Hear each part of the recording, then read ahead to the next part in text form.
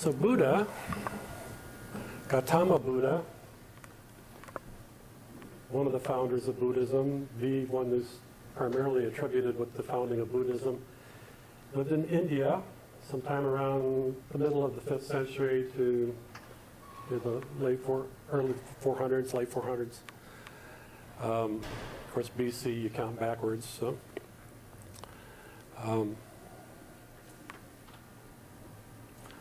So his teachings were initially passed down by oral tradition and were not written down until about 300 to 400 years after the time that he lived. And if you want to correct me, go on any time.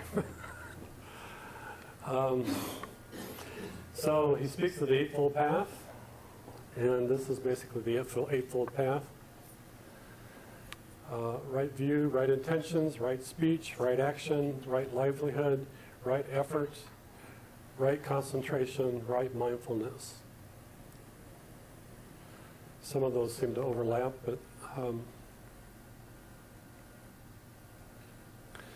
so do you think there's any of these that are not found in Christianity? I think you can probably find a corresponding statement in Christianity to each one of these. So Gautama preached that innumerable Buddhas have lived in previous ages. In countries like Sri Lanka, Cambodia, Laos, Burma, and Thailand, where Theravada Buddhism is practiced by the majority of the people, it is customary for Buddhists to hold elaborate festivals to pay homage to 29 Buddhas. In some Hindu texts, Gautama is regarded as one of the 10 avatars of the god Vishnu.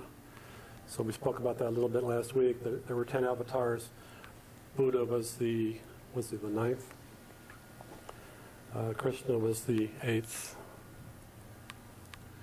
Gautama stated that he was the 4th Buddha who had appeared in an era in which he lived. He identified the Buddhas who preceded him in this age, and he names them. He further promised that one more Buddha, the 5th Buddha, was still yet to arise at a time far in the future. So Buddhists generally do not concern themselves with the question of the existence of or non-existence of God. Indeed, many Buddhists deny the existence of God. And that's kind of what the Hindu speaker in last week's comparative religion class said too, that he wasn't concerned himself with God. However, if Gautama was in fact one in a series of many Buddhas, and if at least one future Buddha was still yet to arise, then this would suggest an ages-long process of revelation. So the question is, where did the process come from?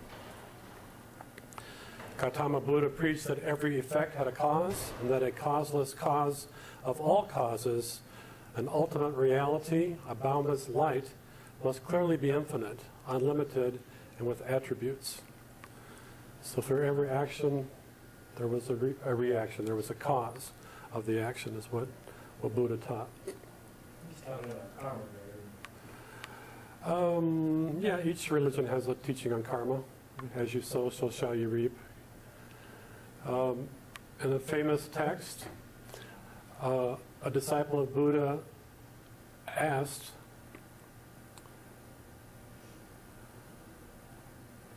the disciple says, this is Buddha, "O disciples, there is a non-born, a non-produced, a non-created, a non-formed.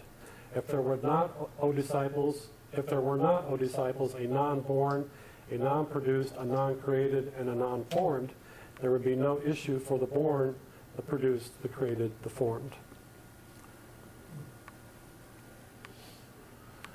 Since Buddha maintained that everything in the world has come into existence due to the law of karma, the law of action and reaction, there can be no action without the doer and the willer of action. Therefore, there must have been a creator of the law of karma. Some people call him God. Buddha called him the first cause. Toward the end of his life, Gautama Buddha made it clear that he was about to pass away. When Ananda, his foremost disciple, became disconsolate, Buddha consoled him, and he said, "Have I not formerly declared to you that it is in every nature of all things near and dear to us to pass away. O Ananda, seeing that whatever is brought into being contains within itself the inherent necessity of dissolution, how can it be said that such a being as the visible Buddha should not be dissolved? Gautama informed Ananda that in another 3 months he would pass away. Ananda, suppressing his tears, said to the Blessed One, "Who shall teach us when thou art gone?" Gautama Buddha replied, "I am not the first Buddha who came upon this earth, nor shall I be the last. In due time another Buddha will arise in the world.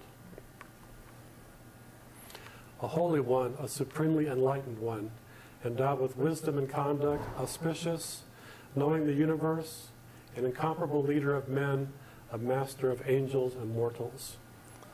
So there was a question last week about angels and other religions. He will reveal to you the same eternal truths which I have taught you. He will preach to you his religion, glorious in its origin, glorious at the climax, and glorious at the goal, in spirit and in the letter.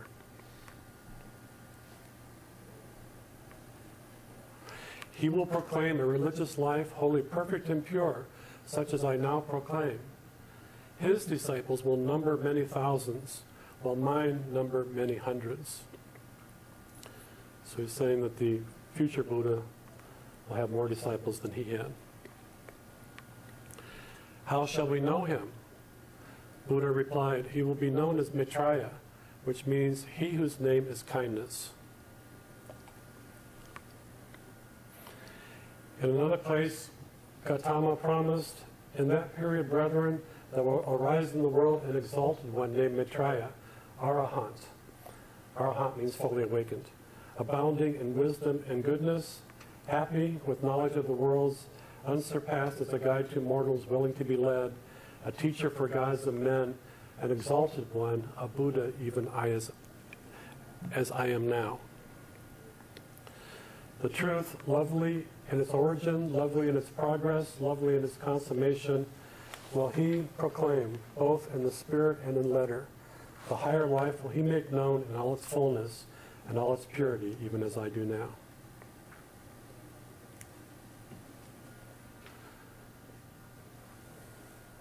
So the prophecy attributed to Gautama Buddha himself that a Buddha named Maitreya, the Buddha of universal fellowship, should in the fullness of time arise and reveal his boundless glory.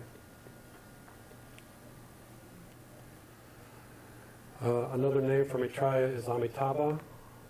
Amitabha is translated as most glorious light. The prefix Amita means infinite or unbounded. The suffix Abha means most glorious.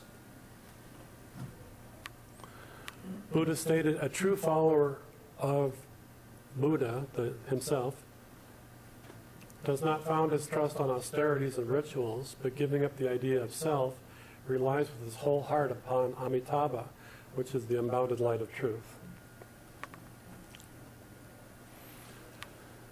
So the prophecies of the fifth Buddha are the Amitabha, correspond with the prophecies of the coming of the 10th avatar of God found in Hinduism and in the other world religions.